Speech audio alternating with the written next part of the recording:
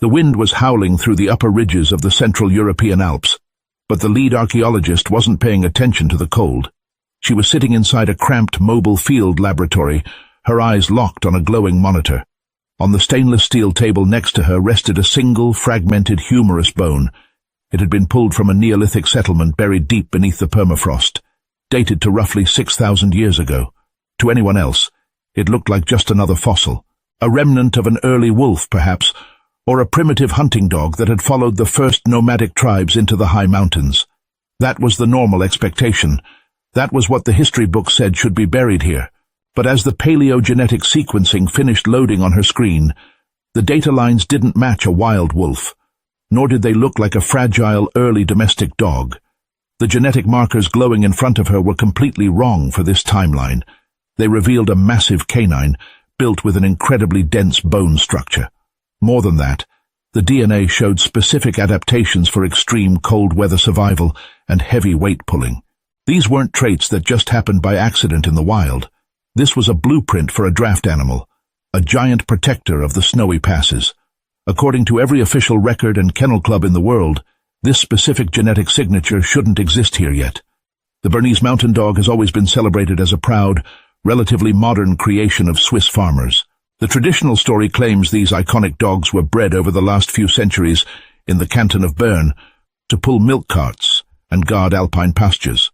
They are the ultimate symbol of the Swiss countryside. But the bone on that steel table was thousands of years older than the Swiss Confederation itself. It predated the medieval farmers.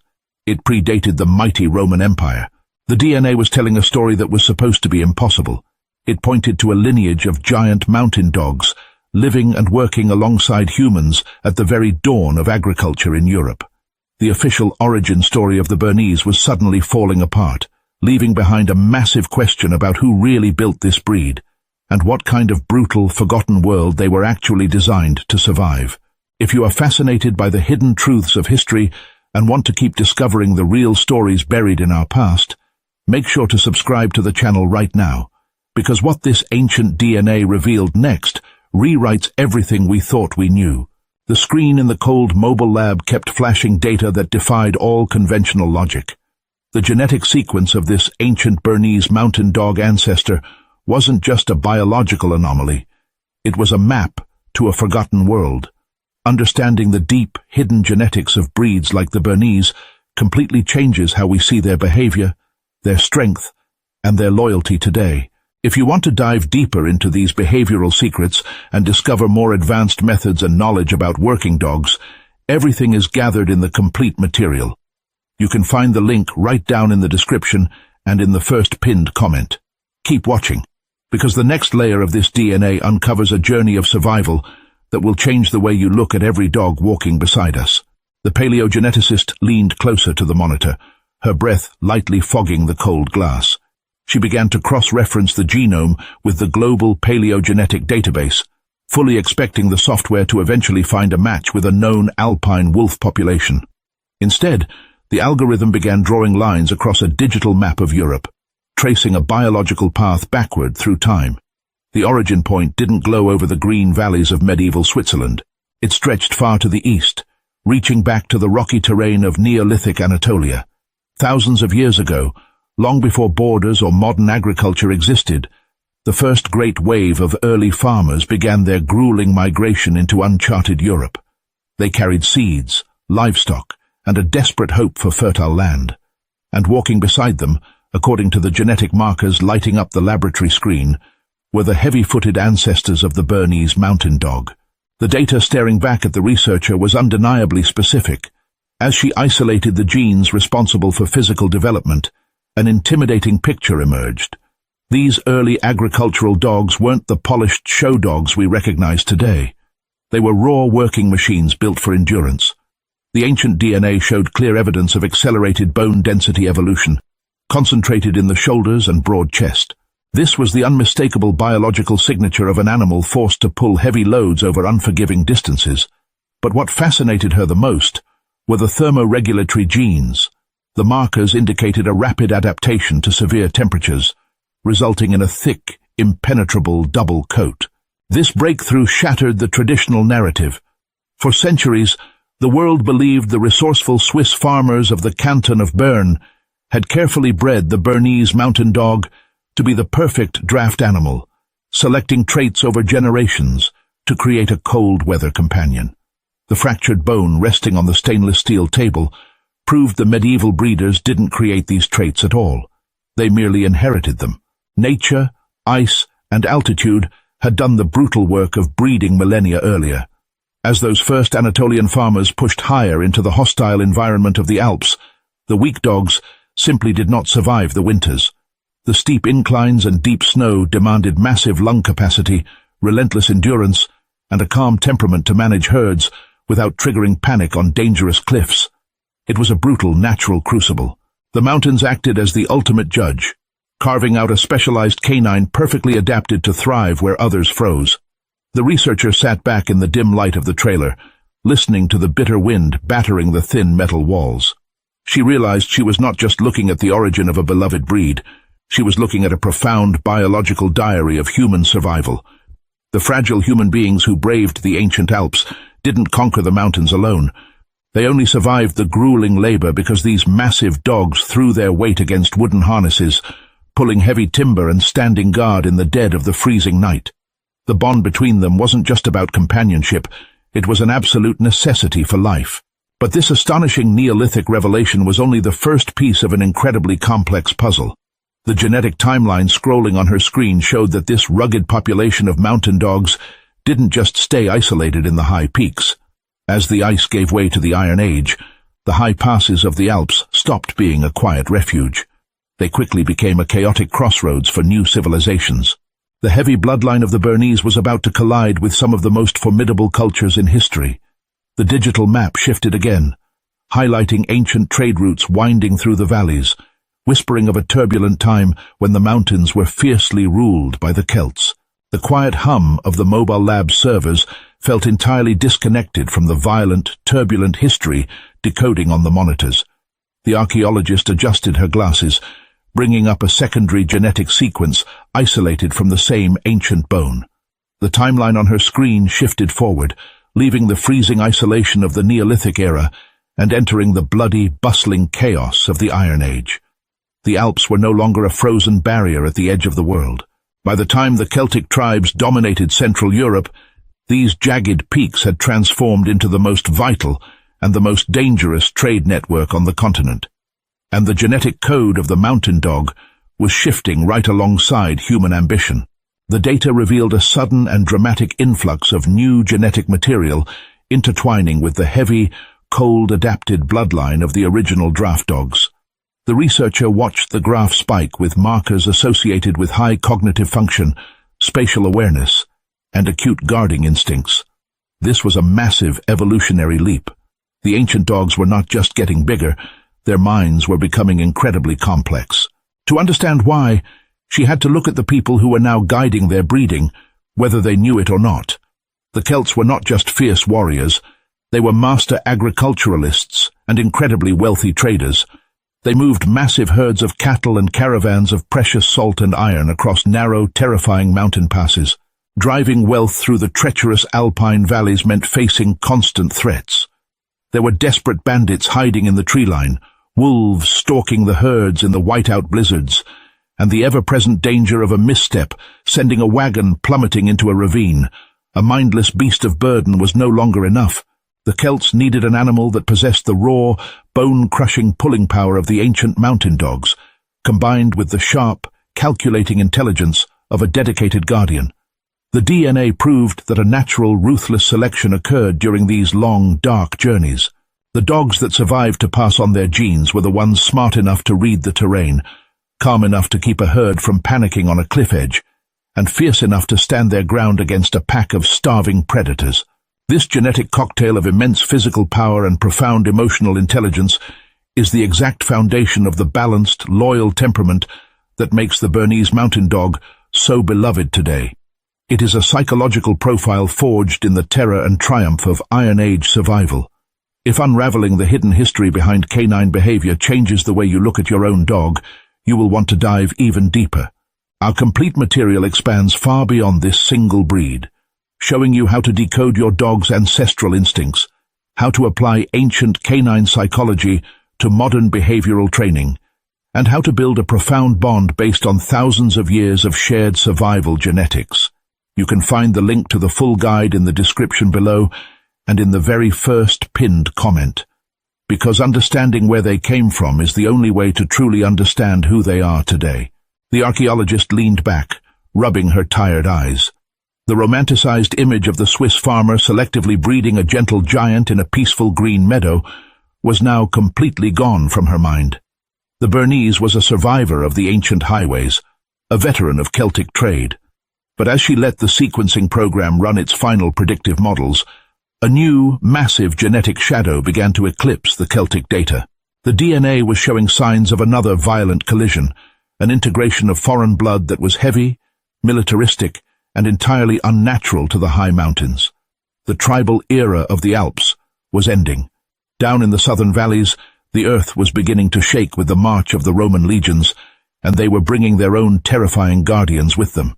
The quiet, steady hum of the mobile laboratory's cooling fans felt entirely disconnected from the violent, empire-building history now decoding across the screens. The archaeologist rubbed the back of her neck, feeling the chill of the alpine wind rattling the thin metal walls of her trailer. She brought up a new comparative genetic sequence, shifting the timeline forward. The scattered tribal networks of the Celtic Iron Age were fading from the digital map, rapidly replaced by the rigid, aggressive red lines of the Roman Empire. When the legions marched north to conquer these freezing territories, they didn't just bring iron swords, disciplined tactics, and paved roads. They brought their own biological weapons, the Mediterranean molossers. These were colossal, terrifying war dogs, bred in the heat of the south to guard military encampments, intimidate rebellious tribes, and protect vital imperial supply lines. For over a century, the most widely accepted historical theory, printed in almost every standard canine encyclopedia and repeated by breeders worldwide, stated a very neat, very simple fact.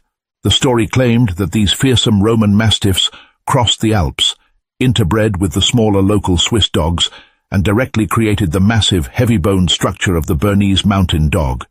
It was a perfect story of imperial conquest, shaping the natural world. But the researcher staring at the glow of the monitor knew that history is rarely that neat, and ancient DNA has absolutely no respect for traditional stories. She pulled up the genetic profile of the classical Roman molosser, carefully reconstructing its ancient genome from fragmented remains found in long-buried military outposts across southern Europe. Then, she placed that sequence side by side with the DNA extracted from the ancient alpine bone resting on her stainless steel table. The software began the incredibly complex process of comparative alignment. If the traditional history books were right, the Roman markers should form the absolute biological foundation of the Bernese genetic architecture. She watched the loading bar crawl agonizingly slowly across the screen, the quiet isolation of the mountain night making the tension in the room feel heavy. When the results finally rendered into a three-dimensional scatterplot, she had to stop, lean in, and recalibrate the parameters just to be entirely sure she was reading the data correctly. The long-held hypothesis wasn't just slightly off. It was completely upside down. The Roman genetic markers were definitely present in the code, but they were incredibly faint. They didn't form the foundation of the breed at all. Instead, the mighty molosser DNA appeared as nothing more than a superficial layer, a tiny drop of southern blood absorbed into a vast, ancient alpine ocean. The core genetic code for the massive bone density, the extreme cold weather adaptation, the thick double coat, and the sheer draft pulling power, absolutely none of that came from Rome. The paleogenetic data proved beyond a shadow of a doubt that the true ancestors of the Bernese mountain dog were already fully formed, thriving, and completely dominating the high mountains centuries before the Roman Empire even existed. Sitting in the dim light, the researcher could vividly picture the reality of that historical clash. She imagined the highly disciplined, seemingly unstoppable Roman legions marching up into the freezing, treacherous, whiteout conditions of the Alpine passes. They brought their massive war dogs with them, fully expecting them to be the ultimate guardians of the camps. But those Mediterranean dogs, with their shorter coats and heavy, heat-adapted bodies, would have frozen in the deep snow. They would have struggled to breathe in the thin mountain air, their paws cracking on the jagged ice. The Romans, who were nothing if not masters of adaptation and survival, would have immediately recognized their own fatal vulnerability in this hostile landscape. They didn't conquer the local dogs. They desperately needed them. The shivering legionaries would have looked at the massive, thick-coated beasts working alongside the subjugated Celtic tribes, effortlessly pulling heavy timber carts through blinding blizzards without breaking a sweat, and realized a hard truth. True power in the mountains didn't belong to the emperor in Rome. It belonged to the dogs of the Alps. The Roman war dogs didn't create the Bernese lineage. They were simply swallowed by it, assimilated into a vastly superior, already adapted bloodline. Realizing how much of our accepted history is just waiting to be rewritten by a single strand of DNA changes the entire perspective on these incredible animals. If this journey through the hidden genetic past is making you look at dogs in a completely different way, take a quick second to hit the subscribe button, leave a like on this video, and drop a comment below telling us which ancient animal mystery you want us to investigate next. Your support is exactly what allows us to keep digging up these forgotten stories. Because the story etched into the bones did not end when the Roman Empire finally collapsed and faded into memory. The legions eventually retreated, leaving the mountains and their stone roads behind, but the great dogs remained. They had survived the grueling, starving migrations of the Neolithic farmers. They had survived the dangerous, predator-filled trade routes of the Celtic Iron Age. They had even absorbed the heavy war dogs of the greatest military force in the ancient world. The genetic foundation of the Bernese mountain dog was now an unbreakable mosaic of pure survival. But as the archaeologist prepared to run the final sequence, she knew there was still one crucial piece missing from the timeline. The DNA still had to explain how this fierce, primitive, unstoppable survivor of the ancient world eventually transformed into the gentle, loyal, affectionate farm dog that became the beloved symbol of the modern Swiss valleys. The monitors shifted again, preparing to reveal the final, most human chapter of the breed's long journey. The mobile laboratory was completely silent now, save for the rhythmic tapping of the archaeologist's fingers against the metal desk. She was watching the final centuries of the genetic timeline assemble themselves on the glowing monitor. After the Roman legions faded and the violent turbulence of the ancient world finally settled, the high alpine valleys entered a profoundly different era. The impenetrable, terrifying mountains that had once been a brutal crucible for survival were slowly transforming. The ice was receding, and permanent agricultural communities were taking firm root in the soil. The deep, isolated valleys of the canton of Bern, with their emerald-green slopes and rushing rivers, were becoming a landscape of sprawling dairy farms, quiet high-altitude pastures, and established, safer trade networks. The era of surviving by the edge of a sword and the teeth of a starving wolf was ending, and the era of the Swiss herdsman was slowly beginning. This was the exact moment the traditional history books always claimed the story started. But looking at the massive, complex genetic tree she had just decoded over the long night, the researcher finally understood the complete truth. The medieval Swiss farmers did not create the Bernese mountain dog out of nothing. They did not build this animal from scratch. They inherited a biological masterpiece. They were handed a dog forged by the freezing winds of the Neolithic migrations, sharpened by the dangerous Celtic trade routes, and hardened by the shadows of Roman war dogs. What the herdsmen and weavers of the Bernese Oberland actually did was something entirely different, but equally profound. They tamed the ancient beast. As the data mapped the selective breeding patterns of the last few hundred years, a beautiful, deliberate shift appeared in the genetic code. The markers for extreme aggression, the fierce, hair-trigger territorial instincts required to fight off apex alpine predators in the dark, began to slowly and deliberately fade.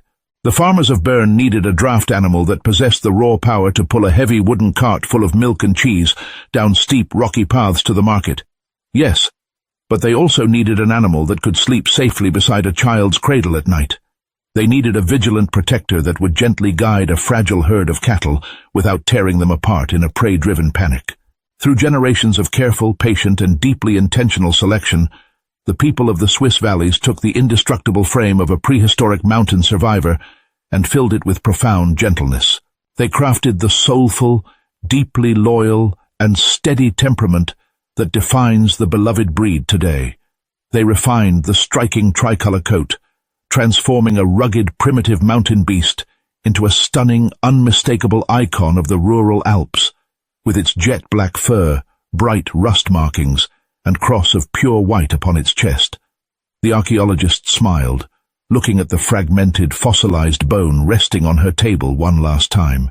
It was the physical anchor to a truth that was so much bigger than a simple kennel club breed standard. The dog we know today is the perfect, living synthesis of two completely different worlds.